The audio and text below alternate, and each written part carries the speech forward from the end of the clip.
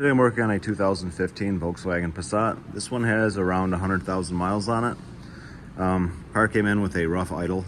The customer complained the engine light is on and the car is running really poorly.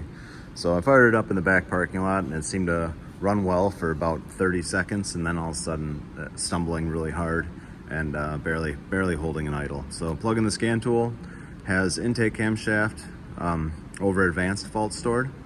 It's pretty common on these. So what I did was I just looked at the cam phase position, and when I was starting it, I kind of listened to the motor. Obviously if you have violent rattling and things like that, you shouldn't even be, running this thing. It needs a chain, if that's the case. But if the car kind of, sounds okay, starts idling poorly, it's easy enough to do this repair, at home as far as something to try.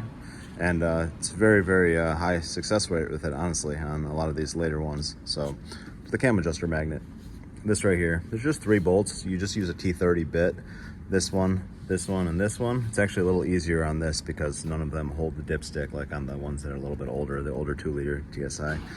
So you can get to these pretty easily with a little bit, pull those off, and then pry this right out of there with a little flat blade screwdriver, just carefully, and then put the new one in. This is what it looks like.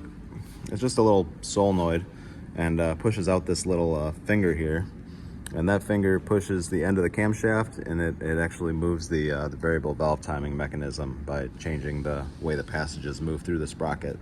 So what happens is these things I think they get commanded by the ECU and they get stuck in a position, and it just puts the camshaft in a timing condition that it's not asking for. So it's easy enough to fix. The old ones are even more problematic than the ones on like this model. This is kind of the updated part they went to a little bit later. Before this there was a steel one, and you could update the steel ones to this. You would have to do a little bit of a harness modification. You'd have to put a new plug on the end. But yeah, very common problem. If you have timing faults, the car is running poorly, but it doesn't sound like the chain is slapping around and stuff like that. It's a good place to start, So that's all. Thanks for watching.